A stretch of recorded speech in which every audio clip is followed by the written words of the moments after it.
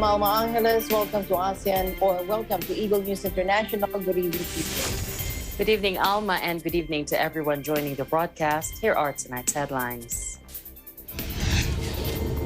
The Department of Foreign Affairs has protested China's incessant and unlawful restriction imposed on Filipino fishermen in the Scarborough Shoal, or the Bajo de Masinloc. The COVID-19 vaccination of children will be piloted in 5 hospitals across Metro Manila, starting with those who have comorbidity or are the dependents of healthcare workers. An overnight battle at a prison in Ecuador has left at least 100 people dead. 6 people were beheaded. And Japanese romantics and royal watchers held their breath for a wedding announcement as Princess Mako's boyfriend returned to Tokyo on Monday following years of public controversy over their marriage.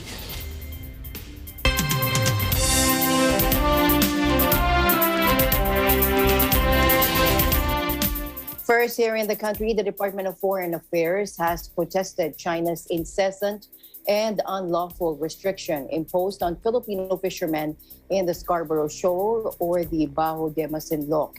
Foreign Affairs Secretary Teodoro Locsin Jr. instructed the DFA to file the government's diplomatic protest, noting that China has illegally restricted Filipino fishermen from conducting legitimate fishing activities in the area. In a series of tweets, Locsin also ordered the finding of 2 protests on Chinese radio challenges unlawfully issued against Philippine maritime patrols and the continued presence of Chinese fishing vessels in the vicinity of Iroquois Reef. The top diplomat, however, didn't disclose further details about the latest Chinese incursions. The fresh diplomatic protests follow a flurry of notes verbals lodged by the DFA earlier this year over Beijing's continued and increased presence within Philippine waters.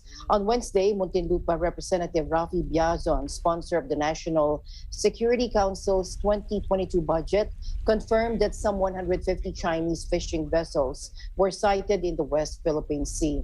Citing information from the NSC, Biazon said the vessels were doing fishing operations, moving from one spot to another in the area. China, the Philippines, and several other littoral states have overlapping claims in the West Philippine Sea.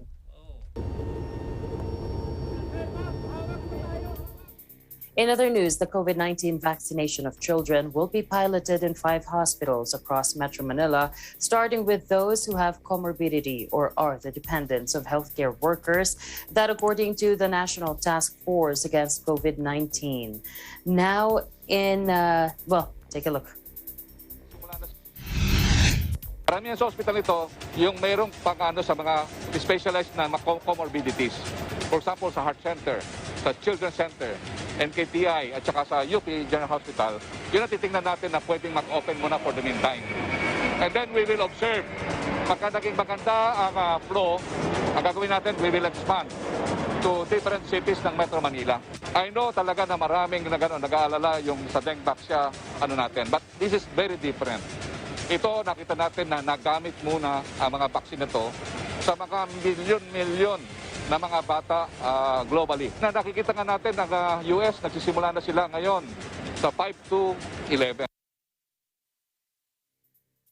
Galvez said the government could vaccinate around 12 million children by October or November, as around 15 million doses of Pfizer vaccine and 5 to 7 million doses of Moderna shots will arrive next month. President Rodrigo Duterte has approved the vaccination of minors, including the adult general population, to ramp up the government's vaccine drive against COVID-19.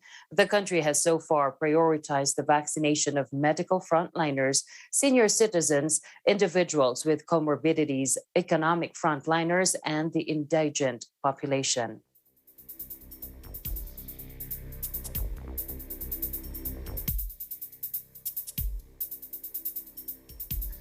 Now, the nation's Now, the nation's overall tally of coronavirus disease or COVID-19 patients who beat the disease has reached 2,373,378 as 8,268 new recoveries were recorded.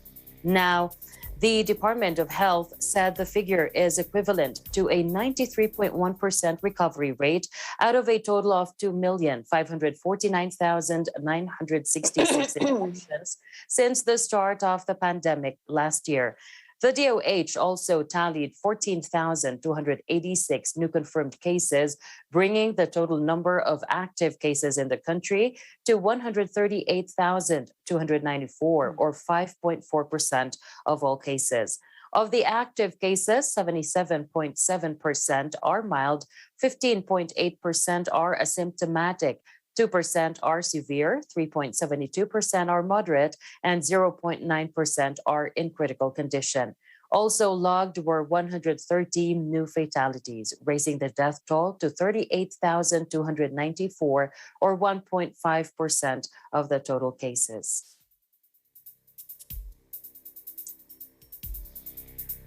In other news, Russia reports its highest death toll for a third day in a row, 867, as the highly infectious Delta variant and slow vaccination rates take their toll. A government tally reported 867 fatalities over the past 24 hours and 23,888 new cases. The new figure brings the country's total deaths from COVID-19 to 207,255, the highest in Europe. Kremlin spokesman Dmitry Peskov said Russia's vaccination rate was still insufficient. The world's fifth worst hit country with more than 7 million infections, Russia has seen cases climb over the past month as vaccination stalled. Deputy Mayor Anastasia Rakova has said that the Delta variant now accounts for all of the cases in the city. Vaccination rates have remained low in Russia compared with the most European nations, with only 32% of the country's 146 million population partially vaccinated and 28% fully vaccinated. Still in the pandemic news, Slovenia suspended vaccinations with Johnson & Johnson after a 20-year-old woman died of a brain hemorrhage and blood clots just days after getting the jab. Health Minister Janez Portlar told journalists in Ljubljana that the ministry had called for the suspension until all details related to this case are cleared up. Experts advising the government had recommended the suspension after learning that there could be an undesired link between the death and the vaccination, according to Bojana Bjovic, who heads the expert group. The death came after the authorities told civil servants they had to be vaccinated by the end of the month, leading to a pickup in demand. In other COVID news, the CDC stepped up its warning to pregnant women with a formal advisory urging vaccinations. It underscores what agency officials announced Tuesday, that only 31% of pregnant women have had their shots, and rates for minorities even lower. The agency says the vaccine carries no increased risk of miscarriages. It also said pregnant women are at risk for complications of COVID. Overwhelmingly, these complications have occurred in women who were unvaccinated. To other news now, people who take non-consensual photographs up a woman's skirt face up to 5 years in jail in Hong Kong under a law passed Thursday aimed at tackling voyeurism. The southern Chinese city is the latest jurisdiction to draw up laws specifically outlawing upskirting at a time when camera phones have sparked an explosion of such images on the internet. Lawmakers in Hong Kong added 4 new offenses to the city's crime ordinance that cover image-based sexual violence. It includes voyeurism, recording others engaging in intimate acts where they have a reasonable expectation of privacy, as well as recording of publishing the intimate parts of others. The latter offense would include upskirting as well as taking non-consensual shots down a woman's top. The legislation also only covers images that have been taken dishonestly or used for sexual purpose and applies to both public and private spaces. The law also covers deep fake images, photos and films that have been digitally manipulated to place someone else's face on the body of another. Campaign groups welcome the legislation. Now, on September 30, Canada will mark its first National Day for Truth and Reconciliation, a day honoring the lives lost to and those who survived the residential schools tragedy recently discovered and shocked the world. As Lisa Kmar reports. September 30 here in Canada marks the first National Day for Truth and Reconciliation, honoring the lost Indigenous children and survivors of residential schools, their families, and their communities. Taking place on the same day as Orange Shirt Day, Canadians are encouraged to wear orange to raise awareness on the tragic history of the residential school system and to show support to and honor those who were lost and those who survived. In 2007, the Truth and Reconciliation Commission, or TRC, gave those affected by the painful legacy of residential schools a chance to share their stories. In 2015, the TRC released its final report with 94 calls to action, and the establishment of the National Day for Truth and Reconciliation is the government's response to Action 80 of the TRC.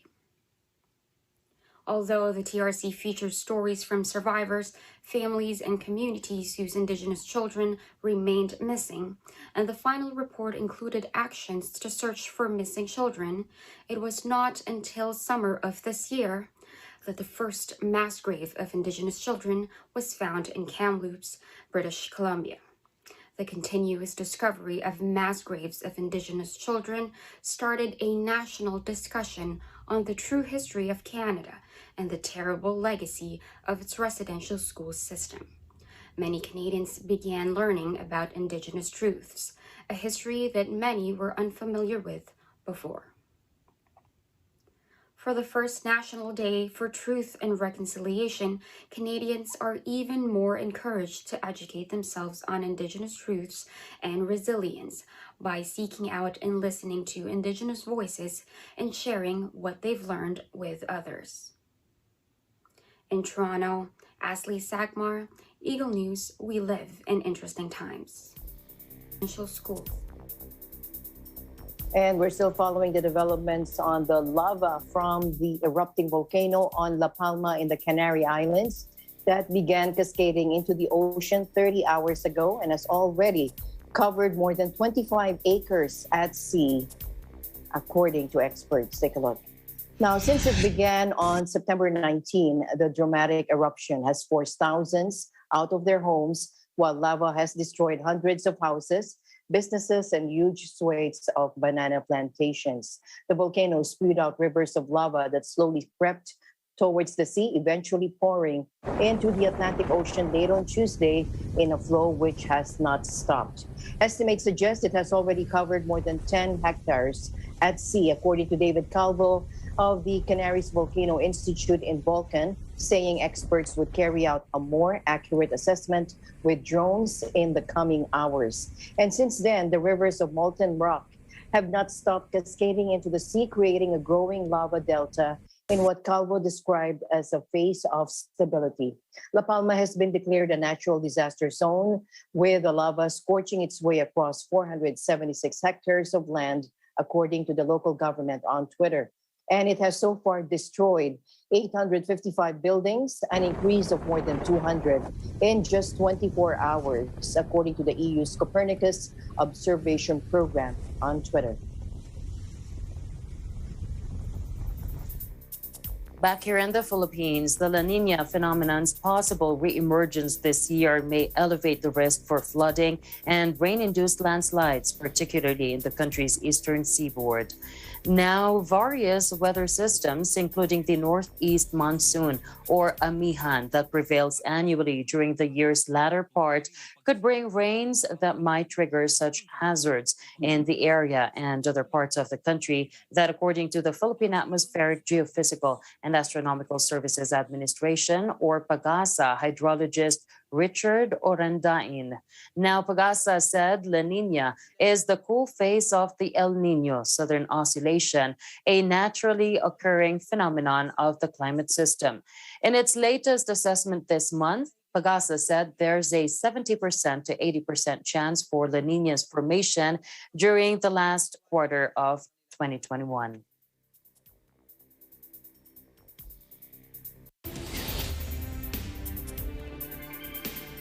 And the news continues here on Eagle News. We'll be right back.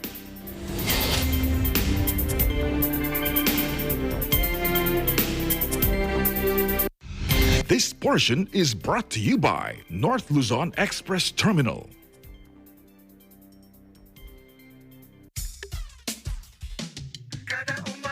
Tututukan niyo po ang mga inihanda namin para sa inyo today. Tuloy-tuloy pa rin ang paghahatid natin ng mga latest news at happenings here and abroad. So huwag na kayong mag-alala. Okay, kami ang magpapasaya sa inyo. Ngayon tuloy napapaisip ako, ano pa kaya ang inihanda natin for our viewers? Tumambay na muna kayo dito dahil ang Team Kada ang magbibigay sa inyo ng good vibes every morning! Yeah. Mga Kada, isang buwan na tayong magkakasama. Naku, salamat po sa araw-araw na pagsubaybay sa amin. Sana ho pagpatuloy nyo na mag-like, mag-share at mag-comment sa aming Facebook at social media pages. At huwag niyo hong kalimutan na mag-suggest dahil gagawin ho namin lahat ng gusto nyo. Thank you po!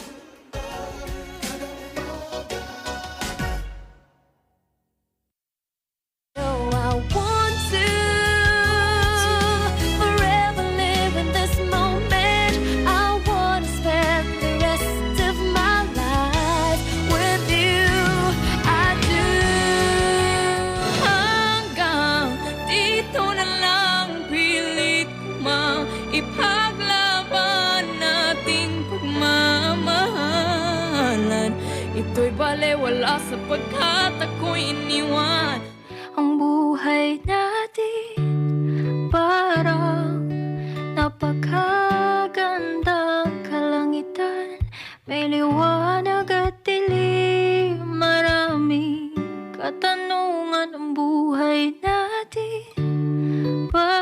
Hello mga ka-Letters and Music! Ako po si Trisha Denise. Ako po si Tana. Ako po si Juris. At abangan niyo po ang likhang awitin ni Rock Santos sa Letters and Music ngayong Sabado, October 2, 1 to 2 p.m. dito lamang sa Net 25. See you po!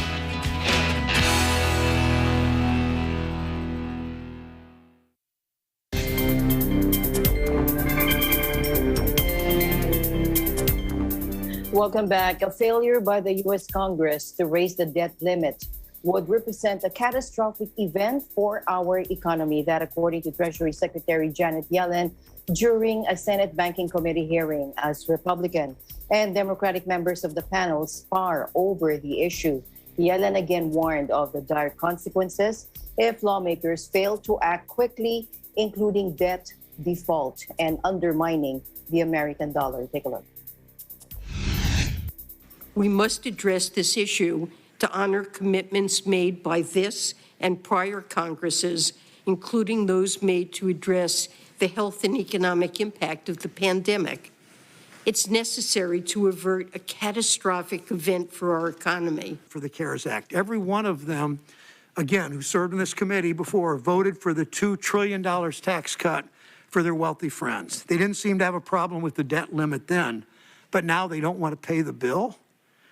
The partisan game's pretty transparent. We need to pay our bills on time. We've always done it. When Democrats were in the minority, Democrats did the fiscally responsible thing. They voted with Republicans to recognize the debt that had already been inherited. Not a debt to come, but that which had already been inherited. You all created a significant part of this debt, and now you want to walk away from it. Democrats control the White House, the Senate, the House. They have the votes to raise the debt ceiling. Unfortunately, they also have the votes to fundamentally weaken the greatest economic engine in world history. What they do not have the votes to do is to force Republicans to be complicit with their reckless spending spree. You and your folks just want Republican fingerprints on the Democrats' effort to tax, spend, and regulate America into Europe. Now, it's your prerogative to do that. But this is all about the administration's desire to have Republican fingerprints on it and later call it bipartisan.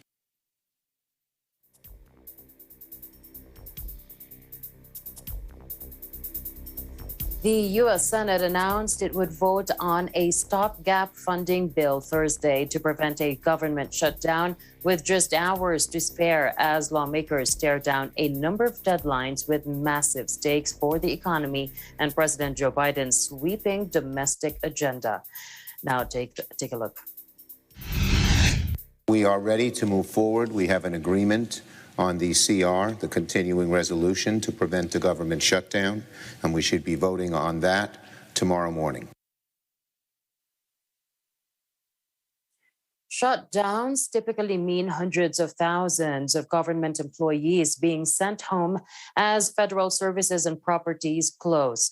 There has never been a shutdown during a national emergency such as the pandemic. The coming days are expected to be the most critical yet of Biden's presidency as he negotiates the tricky passage of two giant spending bills and a fix to lift the debt ceiling without the support of Republicans. The bill, which includes $6.3 billion to help Afghan refugees and $28.6 billion in disaster aid, is expected to have broad cross-party support and should advance from the House of Representatives to Biden's desk soon after the Senate gives its green light. Lawmakers are deadlocked over the prospect of a first-ever U.S. debt default that would erase an estimated 6 million jobs and wipe out $15 trillion of household wealth, tanking the economy.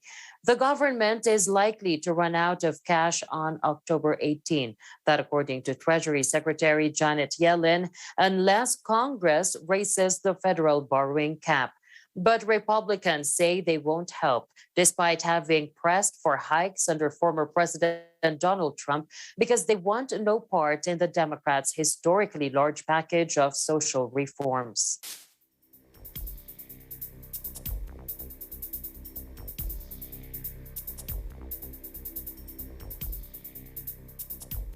In other news, an overnight battle at a prison in Ecuador has left at least 100 people dead. Take a look. Officials say rival gangs fought for hours with guns, knives, and explosives. A clash between prisoners believed to be linked to Mexican drug gangs, mainly the Sinaloa and Jalisco New Generation cartels. At least 6 were beheaded, according to the National Prosecutor's Office.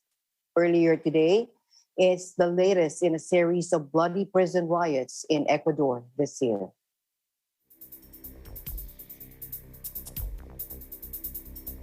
Three Palestinians were killed Thursday by Israeli fire, including a woman who tried to stab officers in Jerusalem, a militant shot during West Bank clashes, and a Gazan who approached the border fence.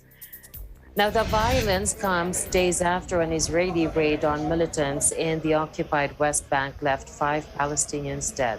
At dawn in Jerusalem, the sound of gunshots rang through the old city, with the body of a woman lying on a stone street that leads to the Al-Aqsa Mosque, that according to an AFP journalist. She was later draped in a survival blanket. Police said she had attempted to stab officers after being stopped for a check because her conduct aroused suspicion. In a separate incident in Burkina in the northern West Bank near Jenin, Israeli troops and border police conducted an overnight operation to arrest suspects and locate weapons, according to a police statement. Police said during the operation, an armed terrorist fired at the forces who were operating in the village during a riot. Palestinian militant group Islamic Jihad said the man killed was Alaa Zayud, 22, a member of its military wing. Meanwhile, Israel's top diplomat Yair Lapid began a landmark visit to Bahrain today, where he will open the Israeli embassy 1 year after the U.S. brokered normalization of ties.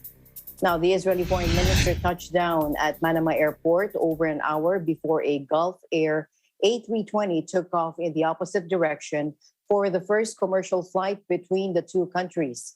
The Bahrain flight and Israel's first bilateral ministerial visit to the Gulf country are part of a thaw in regional relations after the United Arab Emirates, Morocco, and Sudan also agreed last year to establish ties with Israel under agreements known as the Abraham Accords. Memorandums of understanding on technology and the economy will be signed during Lapid's visit, along with agreements involving Israel's national water company and Sheba Hospital, according to Israeli officials.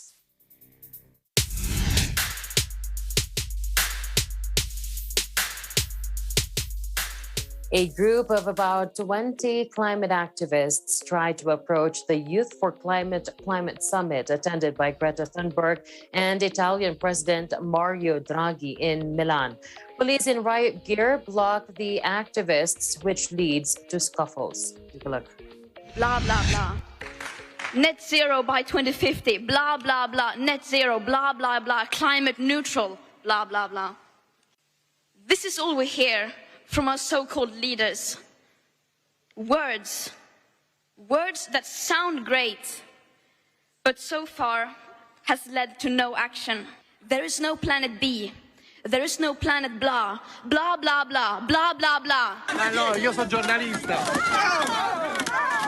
According to an Associated Press report, 400 climate activists from 180 countries were invited to Italy's financial capital for a 3-day Youth for Climate Summit that will send its recommendations to a major United Nations climate summit in Glasgow, Scotland, that begins on October 31st.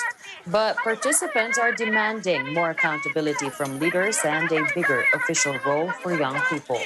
Heads of the G20 nations will convene on October 30th, just a day before COP26, billed as vital to the success of the Paris climate deal, gets underway in Glasgow. The 2015 Paris Agreement committed nations to limit global warming to well below 2 degrees Celsius and to strive for a safer temperature cap of 1.5 degrees.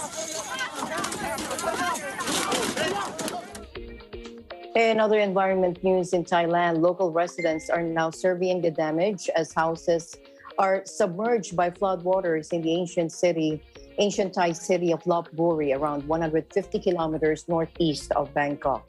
Tropical storm Gyanmu has caused the flooding in 30 provinces of Thailand, with the kingdom's central region the worst hit, according to the Thai Disaster Prevention and Mitigation Department. Take a look. ทางเหนือขึ้นไปมีฝนตกลงมาอีก100 กว่ามิลในภายในวันเดียวก็เลยเกิดปรากฏการณ์ที่ว่าน้ำท่วมฉับพลันแล้วขึ้นแบบรวดเร็วในประวัติการไม่เคยมีนะที่อำเภอชัยบาดาลเก็บของกันมั่งแล้วอะค่ะแต่ว่าน้ำมันมากลางคืนแล้วมันมาเร็วก็เก็บไม่ทันนะคะน้ำมันก็ตามก้นเลยตามขามาเลย Full of the Chao Phraya River, which snakes through Bangkok after winding almost 400 kilometers from the north, is steadily rising as authorities release water from dams further upstream. There are hopes Bangkok can avoid a repeat of the catastrophic 2011 monsoon season when it experienced its worst flooding in decades. A fifth of the city was underwater and more than 500 people died. Once dubbed the Venice of the East, the capital is built on former marshland and rests about 1.5 meters or 5 feet above sea level. In the past, farmland and rice paddies in low-lying areas absorbed flood water, but the city's expansion has seen much converted into real estate. The city's flood prevention master plan, involving underground reservoirs and tunnels, has not been fully built because of problems acquiring land.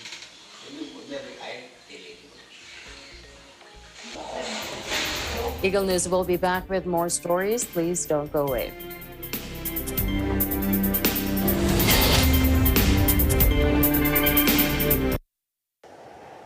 Innovation, digital disruption, globalization. Startups, micro, small, and medium enterprises, as well as large corporations, all face interesting challenges in the market today. Peek into the world of exciting opportunities and partnerships to drive growth with the latest business news and information. We are open for business. Your weekly dose of entrepreneurial inspiration to update you on the latest developments in the world of business. Get up close and personal with CEOs and thought leaders to help you discover valuable insights. Sharpen your instincts for smart decision-making with the latest markets and economic trends, disruptive ideas, global innovation, social entrepreneurship, and other leading-edge business ideas. Join the conversations to create a more vibrant environment for entrepreneurship. Catch Open for Business, from vision to action.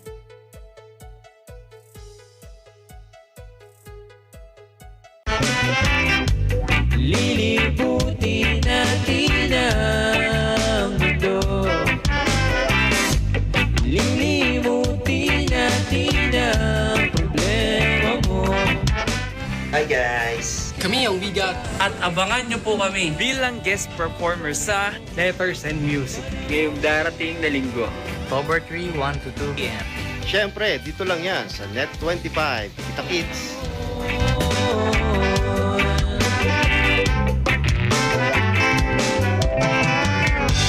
Nakakahilo, mainit na ulo, sasabay pa ang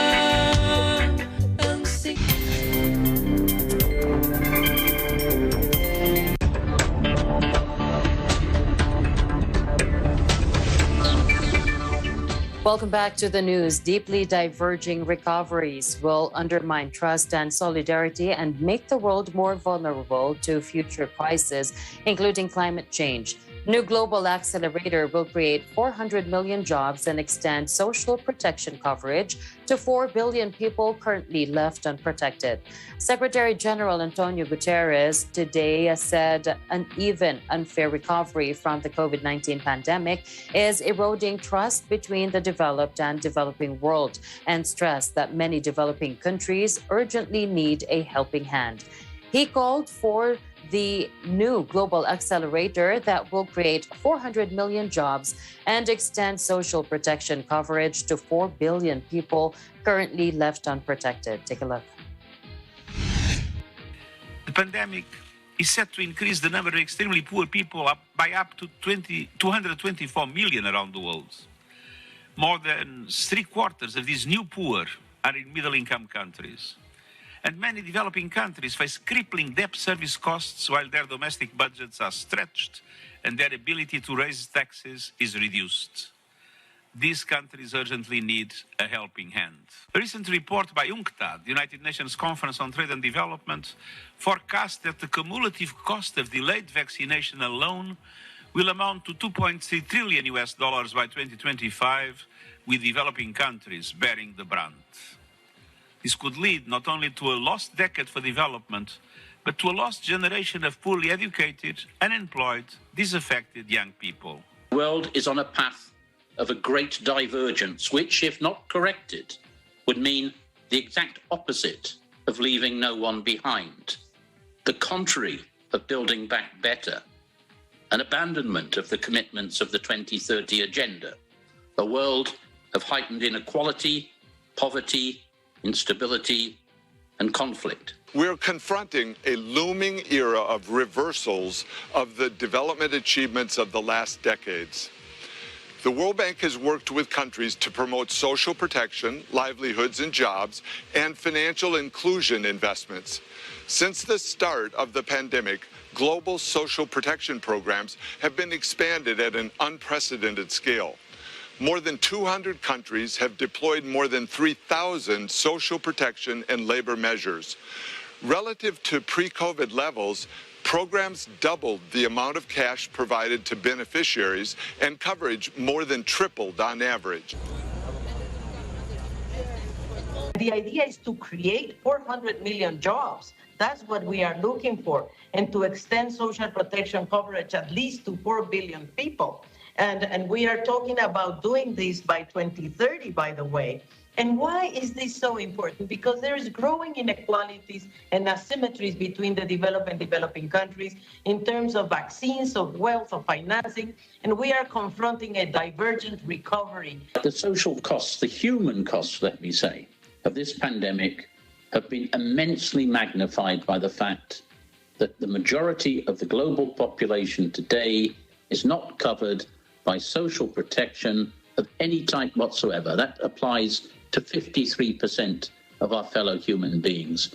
And if we're talking seriously about resilience, building back better, that is a status quo and a reality that simply cannot be allowed to continue. What we're responding to here is something which should not go unnoticed in the context of this pandemic.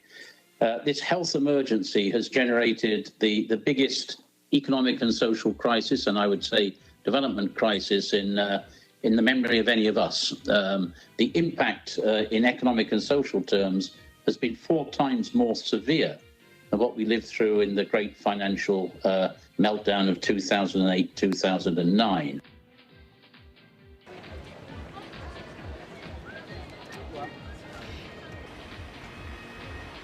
Meanwhile, the WTO Public Forum, the largest yearly outreach event by the World Trade Organization, came back for its 20th edition after being canceled last year because of the pandemic. In the opening panel, participants heard a discussion about effects of the pandemic on trade and how the multilateral trading system can help countries build resistance to COVID-19 and promote inclusive recovery from this and future crises. They also discussed how trade can contribute to keeping supply chains operational to ensure equitable and affordable global access to medical supplies and equipment. Let's listen in. Let us be clear that the picture is not all rosy. The rebound in growth and trade is unequal across countries and regions, as is access to COVID-19 vaccines. The WTO has a central role in addressing trade and intellectual property-related barriers to boost and diversify production of vaccines, diagnostics, as well as therapeutics.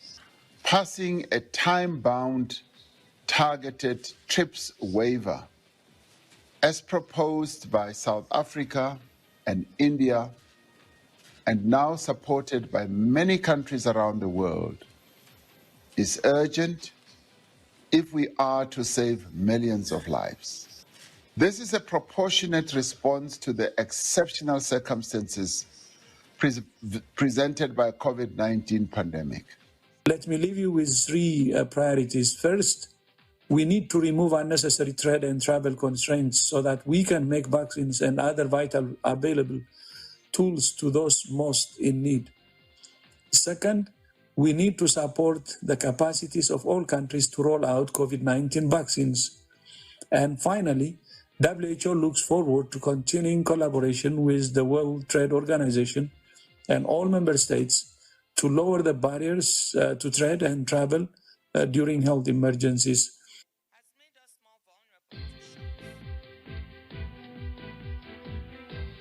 Joblessness is set to rocket in Britain when the government ends its furlough scheme Thursday, which has kept millions of private sector workers in jobs during the pandemic, with the government paying the bulk of their wages. Britain's furlough scheme that has kept millions of private sector workers in jobs again during the COVID pandemic ends Thursday with predictions of a spike in unemployment and a slump in living standards. Prime Minister Boris Johnson's Conservative government has spent almost £70 billion or $96 billion, 82 billion euros on paying the bulk of wages for staff stuck at home, helping to keep the official unemployment rate relatively low. Despite this success, significant challenges remain in the labor market. The Institute for Fiscal Studies, or IFS, said that in a report Thursday. Some 12 million people have been on furlough, with some 1 million workers still supported up until its end. Of those remaining, more than 25% work in construction and manufacturing. Also among those hit hardest by the end of the scheme will be Londoners and older workers, according to the IFS. While workers in the British capital make up 14% of all UK employees, they accounted for almost 20% of those still accessing the scheme in July, according to the IFS. Now, the emergency jobs package initially helped younger workers weather the pandemic, but it is older workers who are now more likely to be furloughed, according to Daniel Tomlinson, senior economist at the Resolution Foundation think tank that lobbies for better living standards. Now, compounding the situation will be the government's plan to cut an unemployment benefit by £20 per week from next month.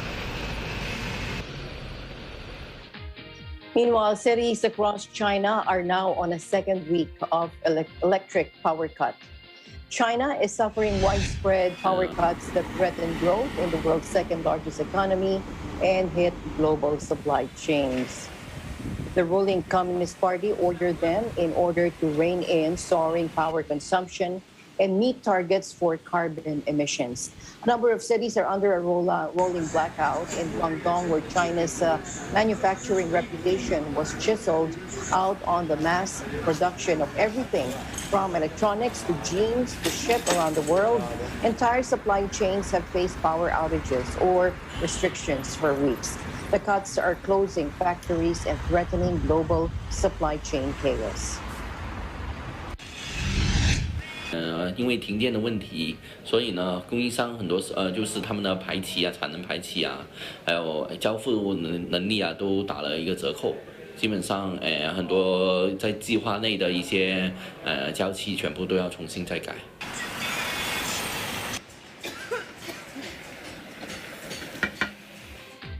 Finally, in our news, Japanese romantics and royal watchers held their breath for a wedding announcement as Princess Mako's boyfriend returned to Tokyo on Monday, following years of public controversy over their marriage.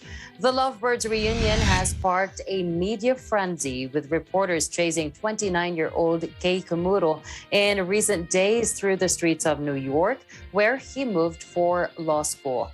Major TV networks carried live footage of his plane landing, with reports saying the long-delayed wedding could go ahead as soon as next month, more than 3 years after it was dramatically postponed. Mako, also 29, is the eldest granddaughter of Emperor Akihito, although Japan's imperial succession rules mean she will lose her title after marriage to a commoner. The pair's union was delayed after a scandal erupted around reports that Komuro's family had run into financial difficulties, with his mother failing to repay a 4 million yen, or about $36,000 loan from a former fiancé. Now, local media said it was his first return to Japan since he left for America in 2018, in a move seen as a bid to diffuse negative attention following the tabloid reports.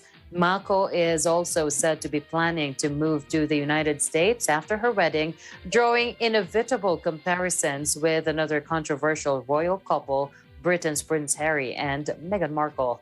Earlier this month, Japanese media said the pair had decided to wed without some traditional ceremonies, rejecting a payout that usually goes to female royals marrying out of the family.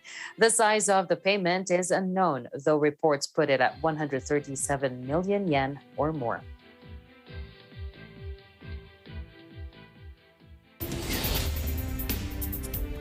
We just love controversy, don't we? I know. Well, that's it for tonight's broadcast. Thank you so much for joining us. I am CJ Hero. The news continues tomorrow. And at the end of the day, as I always say, there remains so much more to be grateful for. I'm Alma Angeles, and we live in interesting times.